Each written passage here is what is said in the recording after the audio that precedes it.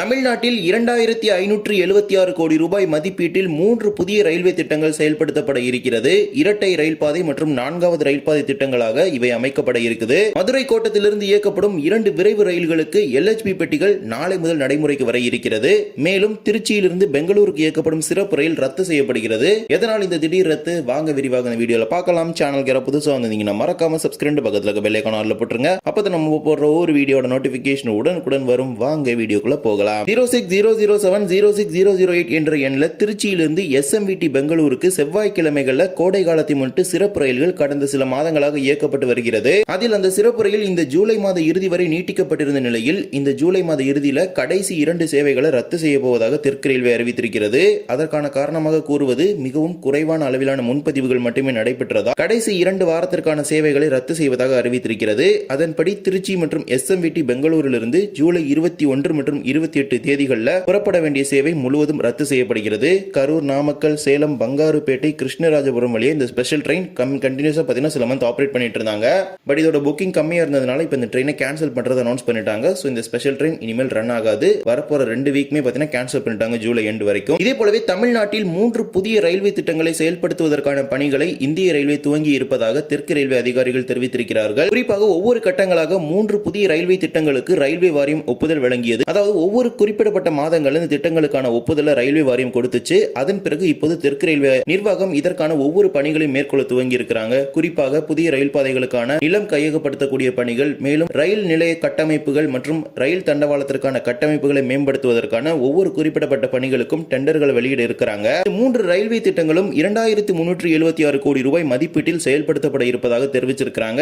இந்த திட்டங்களை 2030ஆம் ஆண்டிற்குள் முடிப்பதற்கும் திட்டமிட்டிருக்கிறாங்க. தெற்கு ரயில்வே அளவில் எடுத்துக்கிட்டீங்கன்னா மொத்தமாக 1400 ரயில்கள் தெற்கு ரயில்வே சார்பாக இயக்கப்பட்டு வருகிறது. ஒட்டுமொத்த ரயில்வே மண்டலத்தில் தமிழ்நாடு, கேரளா, கர்நாடகா, புதுச்சேரி எல்லாத்தையும் உள்ளடக்கி அதில் சென்னையில் ஓடக்கூடிய புறநகர் ரயில்களும் உள்ளடங்கும். இந்த மொத்தமாக சேர்த்து இந்த ஒட்டுமொத்த தெற்கு ரயில்வே மண்டலத்திலும் கடந்த நிதியாண்டில் மட்டும் 152.75 கோடி மக்கள் தங்களுடைய பயணத்தை ரயில் மூலமாக மேற்கொண்டிருக்கின்றனர். அதன் மூலமாக தெற்கு ரயில்வேக்கு கிடைத்த வருவாய் என்று எடுத்தால் 8215 கோடி ரூபாய் தெற்கு ரயில்வேக்கு பயணிகள் பிரிவின் மூலமாக மட்டும் வருவாயாக கிடைக்கப்பட்டிருக்கிறது. மேலும் ரயில்வே சார்ந்த பல உள்கட்டமைப்பு வசதிகளை மேம்படுத்துவதற்கான பணிகளும் தற்போது துவங்கி இருக்கிறது. கூடுதல் ரயில் பாதைகள் அமைப்பதற்கான ஒவ்வொரு கட்டங்களாக டெண்டர் வெளியிடுவது, இது போன்ற பல்வேறு விஷயங்கள் தற்போது துவங்கி இருக்கிறாங்க. அதில் ஒரு அங்கமாக தான் 31 கிலோமீட்டர் கொண்ட தாம்பரம் செங்கல்பட்டு இடையான 4வது ரயில் பாதை திட்டம். இந்த திட்டம் கடந்த சில மாதங்களுக்கு முன்பே ரயில்வே வாரியத்தால் ஒப்புதல் வழங்கப்பட்டு அதற்கான அறிவிப்புகள் எல்லாமே வெளியிடப்பட்டுச்சு. 713 கோடி ரூபாய் மதிப்பீட்டில் இந்த திட்டம் துவங்கப்பட்டு 757 கோடி ரூபாய் மதிப்பீட்டில் இந்த திட்டத்தை முடிப்பதற்கு திட்டமிட்டிருக்கிறாங்க. அதே போலவே அரக்கோணம் செங்கல்பட்டு இடையேயான இரட்டை ரயில் பாதை திட்டம் காஞ்சிபுரம், வாலாஜாபாத், தக்கோலம் வழியாக இந்த இரட்டை ரயில் பாதை அமைக்கப்பட இருக்குது. 993 கோடி ரூபாய் மதிப்பீட்டில் இந்த திட்டத்தை அமைப்பதற்கு ரயில்வே வாரியம் கடந்த ஒரு சில மாதங்களுக்கு முன்பு ரயில்வே அமைச்சகத்தின் சார்பாக ஒப்புதலானது வழங்கப்பட்டிருந்தது. இந்த ரயில் பாதை முக்கியமான தொழிற்சாலைகள் நிறைந்திருக்கக்கூடிய ஒரு பகுதியின் வழியாக செல்லக்கூடியது. குறிப்பாக எடுத்துக்கொண்டீர்கள் ஸ்ரீபெரும்புதூர், ஒரகடம், இருங்காட்டுக்கோட்டை உள்ளிட்ட பகுதிகளை சுற்றி ஏராளமான தொழிற்சாலைகள் இருக்கிறது. குறிப்பாக ஆட்டோமொபைல், சிமெண்ட் மேனுபேக்சரிங் இது போன்ற ஏராளமான தொழிற்சாலைகள் நிறைந்திருக்கக்கூடிய இந்த பகுதியில் அதிக அளவிலான போக்குவரத்து நெரிசல் ரயில் பாதையில் இருக்குது. அதனை குறைக்கும் வகையிலும் மேலும் பயணிகளுக்கான பிரிவு ரயில்களை அதிகரிக்கும் வகையிலும் இந்த தடத்தை இரட்டை ரயில் பாதையாக மாற்றுவதற்கு அனுமதி கொடுத்திருந்தாங்க. 3வது திட்டம் எதுன்னு எடுத்துக்கிட்டீங்கன்னா 67 கிலோமீட்டர் கொண்ட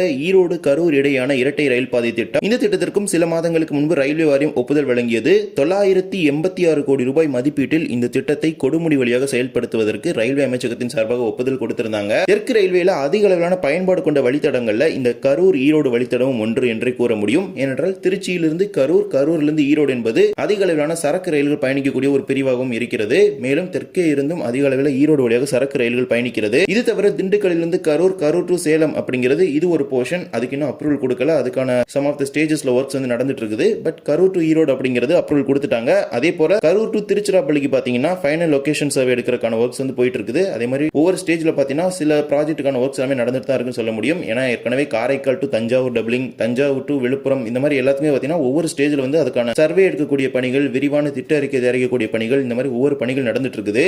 இந்த ஈரோடு கரூர் ரூட் எடுத்துக்கிட்டீங்கன்னா டெய்லி ட்ரெயின் எடுத்துக்கிட்டீங்கன்னா இந்த ஈரோடு கரூர் ரூட்ல டிராவல் டிராவல் பண்ற டெய்லி ட்ரெயின் அப்படின்னு எடுத்துக்கிட்டீங்கன்னா மேஜரா தென் மாவட்டங்களுக்கு போற ஒரு சில வண்டிகள் வருது. அது போக திருச்சிராப்பள்ளி இணைக்கும் வகையில ஏராளமான வண்டிகள் இந்த வழித்தடத்தை கவர் பண்ணி தான் போகுது. மன்னார்குடி போற செம்மொழி எக்ஸ்பிரஸ், மயிலாடுதுறை போற Janshatabdi express, Mysore Cuddalore, Mysore Thoothukudi, Coimbatore Nagercoil, Coimbatore Nagercoil super fast, Sengottai Erode, Mangalore Chennai, Palakkad Trichy, Erode Trichy, Trichy Erode, Ernakulam Karaikal ஆகிய இந்த தினசரி ரயில்கள் எல்லாமே இந்த வழித்தடத்தை கவர் பண்ணி போகுது. இது தவிர வாரம் இருமுறை வாராந்திர ரயில்கள் எடுத்துக்கிட்டீங்கன்னா திருநெல்வேலி கத்ரா எக்ஸ்பிரஸ், மங்களூரு புதுச்சேரி எக்ஸ்பிரஸ், கோயம்புத்தூர் ராமேஸ்வரம், மதுரை சண்டிகர், மதுரை காச்சிகுடா, தூத்துக்குடி ஓகா, வாஸ்கோடகாமா வேளாங்கண்ணி, திருநெல்வேலி மும்பை என இத்தனை ரயில்கள் இந்த வழித்தடத்தை கவர் பண்ணி போகுது. இவ்வாறு அதிக அளவில் பயன்படுத்தக்கூடிய ஒரு வழித்தடமாக இந்த ஈரோடு கரூர் வழித்தடம் இருக்கிறது. பயணிகள் பிரிவிலும் சரி சரக்கு பிரிவிலும் சரி அதிக அளவிலான ரயில்கள் கடந்து செல்லக்கூடியது. இவ்வாறு இந்த 3 திட்டங்களையும் வரக்கூடிய ஆண்டுகளில் மிக விரைவாக செயல்படுத்துவதற்கு தெற்கு ரயில்வே திட்டமிட்டிருக்கிறாங்க. இந்த திட்டங்களுக்கு எல்லாமே ரயில்வே வாரியத்தின் சார்பாகவும் ஒப்புதல் கொடுக்கப்பட்டிருக்குது. இதே போலவே தெற்கு ரயில்வே மதுரை கோட்டத்தால் இயக்கப்படும் 2 எக்ஸ்பிரஸ் ரயில்களுக்கு LHB வகையிலான நவீன பெட்டிகள் வழங்கப்பட இருக்கிறது. அதில் ஒரு ரயிலுக்கு நாளை முதலே மாற்றப்பட இருக்குது. அதுதான் தூத்துக்குடி பாலருவி எக்ஸ்பிரஸ் மற்றும் மதுரை குருவாயூர் எக்ஸ்பிரஸ். இந்த 2 ரயில்களுக்கும் LHB பெட்டிகள் வழங்கப்பட இருக்குது. 16791 16792 பாலருவி எக்ஸ்பிரஸ் ரயிலுக்கு நாளை முதலே வழங்க இருக்கிறாங்க. அதன்படி பாலருவி எக்ஸ்பிரஸ் ரயில்ல LHB வகையிலான பெட்டிகளாக மாற்றப்படும் பொழுது புதிதாக இதில் AC வகையிலான பெட்டியும் இணைக்கப்பட்டிருக்குது. மாற்றியமைக்கப்பட்ட புதிய பெட்டி முறையின்படி ஒரு AC 3 டயர், 5 ஸ்லீப்பர், 10 அன்ரிசர்வ்ட், ஒரு SLR, ஒரு EOG சேர்த்து மொத்தமாக 18 பெட்டிகளுடன் நாளை முதல் தூத்துக்குடியில் முதல் பயணத்தை புறப்பட இருக்கிறது. பாலக்காட்டிலிருந்து நாளை மறுநாள் ஜூலை 21ஆம் தேதியிலிருந்து தனது பயணத்தை துவங்க போகுது. முதல் முறையாக பாலருவி எக்ஸ்பிரஸ்ல AC 3 டயர் ஆட் பண்றாங்க இந்த LHB சேஞ்சில இருந்து. அதே மாதிரி மதுரை குருவாயூர் எக்ஸ்பிரஸ் பாத்தீங்கன்னா LHB பெட்டிகளாக மாற்றப்பட இருக்குது. இதை பொறுத்த வரைக்கும் ஜூலை 26ஆம் தேதி தான் மாத்துறாங்க. மதுரையிலிருந்து ஜூலை 26ஆம் தேதியிலிருந்தும் குருவாயூரிலிருந்து ஜூலை 27ஆம் தேதியிலிருந்தும் இந்த மாற்றம் நடைமுறைக்கு வரும். மாற்றியமைக்கப்பட்ட புதிய பெட்டி முறையின்படி ஒரு AC 3 டயர், 2 ஸ்லீப்பர், 8 அன்ரிசர்வ்ட், ஒரு SLR, ஒரு ஜெனரேட்டர் சேர்த்து மொத்தமாக 13 LHB பெட்டிகளுடன் மதுரை குருவாயூர் எக்ஸ்பிரஸ் இயங்க இருக்குது. ஒரு பெட்டி மற்றும் ICF பொறுத்த வரைக்கும் 14 கம்பார்ட்மெண்ட்ஸோட ரன் ஆனிச்சு. LHB பொறுத்த வரைக்கும் 13 கம்பார்ட்மெண்ட்ஸோட தான் ரன் ஆக போகுது. இந்த ஒரு வீடியோவில் வந்து வீடியோ பிடிச்சிருந்தா மறக்காம like and share and subscribe பக்கத்துல இருக்க பெல் ஐகானை போட்டுருங்க. அப்பதான் நம்ம போடுற ஒரு வீடியோட நோட்டிபிகேஷன் உடனுக்குடன் வரும். இன்னொரு வீடியோ சந்திக்கலாம். தேங்க்ஸ் ஃபார் வாட்சிங்.